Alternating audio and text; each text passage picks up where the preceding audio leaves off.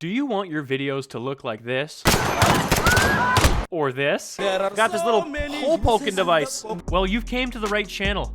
This is the V2 video of me showing you the best render settings for at least my use case in Sony Vegas Pro 17. If you want to get to all the points to make your videos look the best, I have this whole video time stamped out. If you have a specific thing that you want to change or work on, I have the whole video stamped out. So skip to those points and you'll get the information quickly.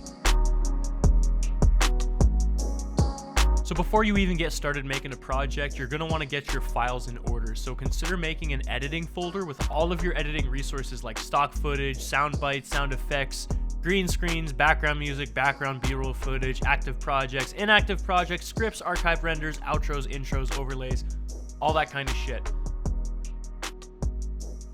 I use Shadowplay, so luckily I can set my recording bitrate manually. I usually set it to 100 megabytes per second for maximal clarity, but if you're running on mid-range hardware, I'd recommend using 50 megabytes per second, or on lower-end hardware, use 10 or 20. But for the best clarity, as shown in this video, use 100 megabytes per second.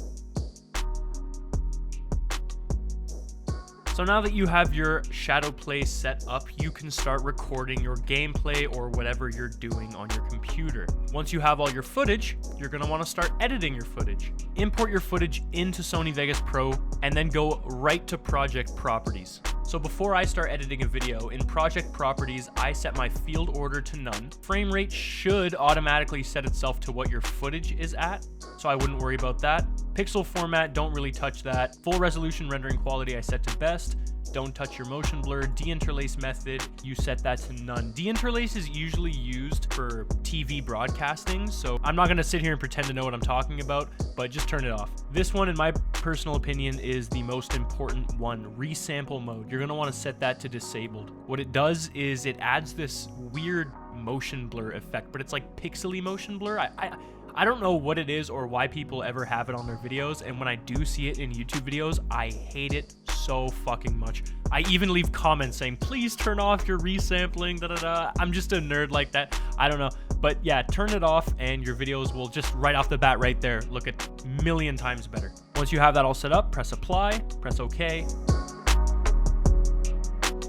Now you're ready to render. So press on File, Render As, and I use Magic's AVC/AAC MP4. Go up to Internet, and then it has all these resolutions here, and you're gonna see 2160p, 1080p. It doesn't actually matter what you press on this because you can change the resolution manually. What I do is I press on, well, since I have an NVIDIA graphics card, I use the NVIDIA NVENC 2160p.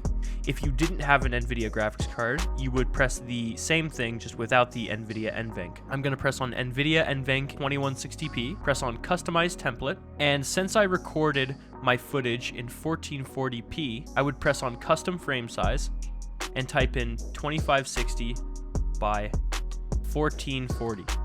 Now, if I was recording at 1080p, I would write 1920 by 1080. Now, that's the width and height of 1080p, but for the sake of consistency with me, I record at 2560 by 1440.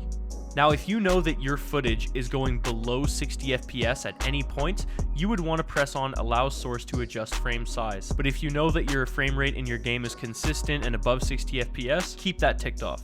Profile set to high, frame rate should already be set to what it needs to be. Field order, keep that at none. Variable bit rate. Now remember earlier in the video how I was saying I record at 100 megabits per second? Well, this unit of measurement is bits per second. So what I do is I type 100 million. Now what that is that's 100 megabits per second, and the same thing for average. 100 million bits per second. It works through and through. If you were working at 10, 20, it's all scalable. If it's 10 megabits per second, you would do 10 million, 20 million, 30 million, 50, you know what I mean? Number of slices, I don't know what's going on with the slider. Keep it at what it is. Encoder mode. If you are using this right here, this UHD without the NVIDIA NVENC, you won't have this option. You'll have CPU or OpenGL. You would want to use the OpenGL because that's what your graphics card uses in the case of AMD.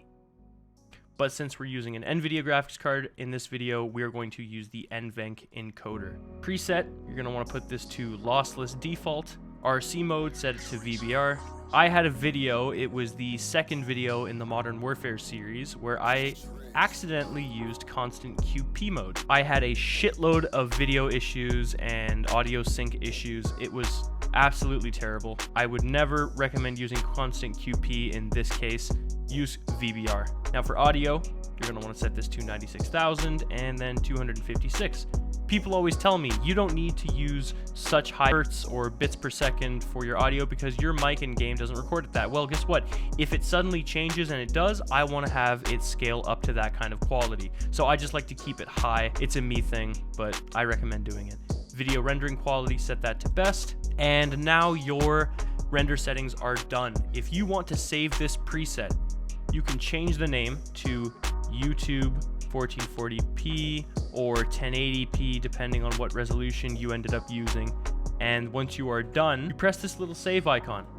Now what that will do, it saves this preset, so in the future you don't have to go back and customize template and do all this bullshit. You can just press on render, go to YouTube 1440 and press render, and boom, your video's rendering at peak quality. So guys, that's the video. I hope you learned something actually. If you want to see more, or you like these kinds of videos where I show you how to get the most out of your editing software and recording, be sure to leave a like, subscribe, and tune in for the next video, or just watch my other videos because they all have the same amount of quality. So yeah, have a great day. Bye-bye.